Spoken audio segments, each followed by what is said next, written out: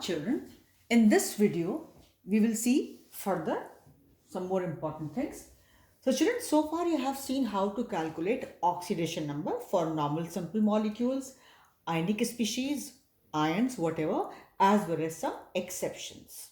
Now, let's summarize once again what is oxidation and reduction. So far you know very well that loss of electrons is oxidation and gain of electrons is reduction. Fine, that much you all know. Now children, how to see this in terms of oxidation number? Because simply just knowing by loss of electrons or gain of electrons, you have some idea, but let's further simplify it and conclude it in terms of oxidation number. So increase in oxidation number is oxidation.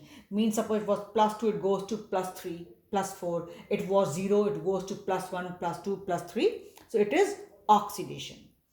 Decrease in oxidation number is reduction. Say it was minus 1, it goes to minus 2. Minus 1 goes to minus 2 is what? Reduction. Minus 1 goes to minus 3, reduction. But minus 3 goes to minus 2, it is oxidation. Because minus 3 is smaller, minus 2 is bigger. So it is increased in oxidation number, children. Please mind you, try to remember. If a species was in minus 2 and goes to minus 1, it is increase actually. So it is oxidation. From minus 2, it goes to minus 3, it goes to minus 2. Oxidation. From minus 2, it goes to minus 1. Oxidation. But from minus 1, it goes to minus 2. It is reduction. From 0, it goes to minus 2. Minus 1. Reduction. But from minus 2, minus 1, whatever, it goes to 0. It is increase. Well, minus is lower than 0. So it is oxidation. So I hope you are clear with this concept that from 0 it goes to minus 1, minus 2, minus 3. It is going on the lower side. It is reduction. But if minus 2 or minus 1 or minus 3, whatever you had, it goes to 0. It is actually increase, and that is oxidation. So I hope that much basic maths you know. So if it is increasing on the positive side, it is oxidation. If it is decreasing, it is reduction. 0 and goes plus 1, plus 2, plus 3 is oxidation. But plus 3 goes to plus 2 or plus 2 goes to plus 1 or goes to 0 or goes to minus, it is reduction. Minus 3 goes to minus 2, it is oxidation. Minus 3 is lower, minus 2 is bigger number.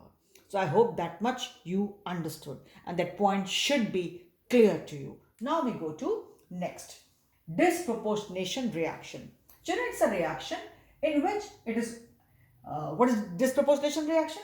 A reaction in which an element in one oxidation state simultaneously gets oxidized and reduced. You are given a reaction in which an element, any element, which is in a proper one, any oxidation state, plus 1, plus 2, plus 3, minus 1, minus 2, whatever.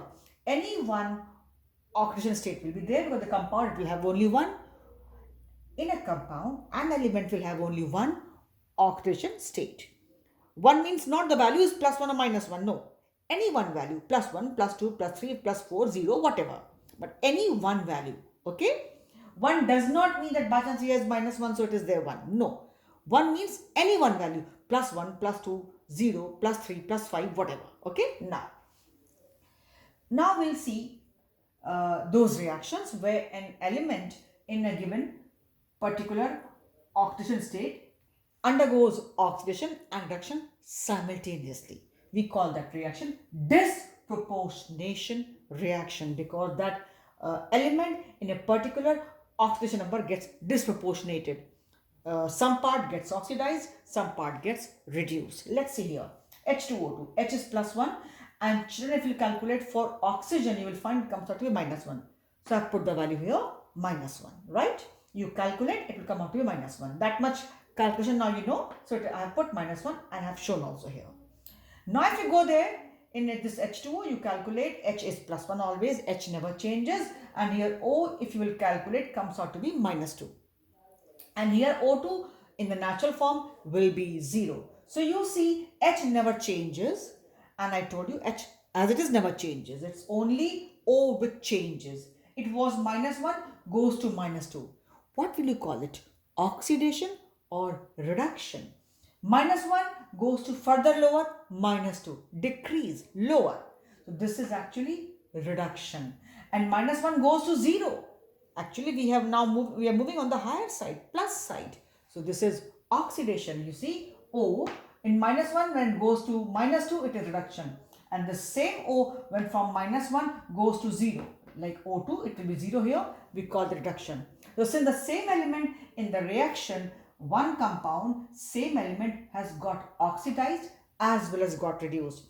Hence, it is an example of disproportionation reaction.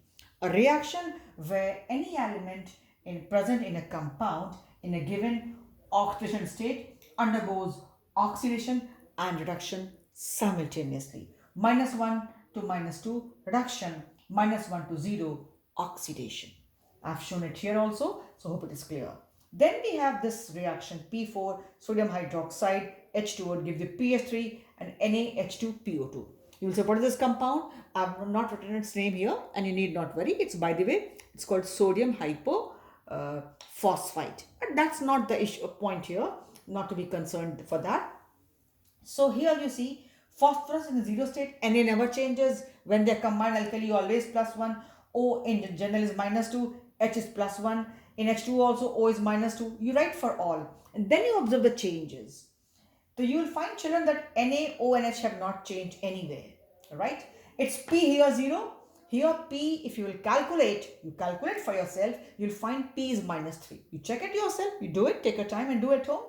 So this is -3. And here you will find for P as +1. So from 0 it goes to -3. It is reduction. And from 0 it goes to +1. It is oxidation. It was simply on the basis of oxidation number which has undergone some changes. We could say that so and so phosphorus got reduced, phosphorus got oxidized from 0 to -3, from 0 to +1, and hence this is also an example of disproportionation reaction. So one may ask you, which among the following is a disproportionation reaction? These two are important reactions, H2O2 and this one, children, and you should know. Or one may ask you, give an example of disproportionation reaction. So you can quote the simple one, but if they give you, you should identify that.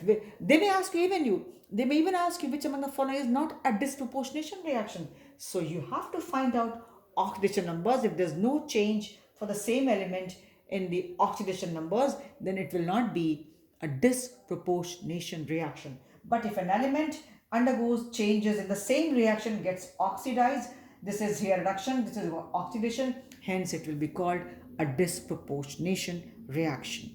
This is something important. One may ask you which among the following is a disproportionation reaction or not. You should know that. Or when an element in a compound in a given oxidation number state undergoes oxidation and reduction both, we call that reaction as dash disproportionation reaction. Or in a disproportionation reaction, the same atom or the element undergoes oxidation and reduction simultaneously.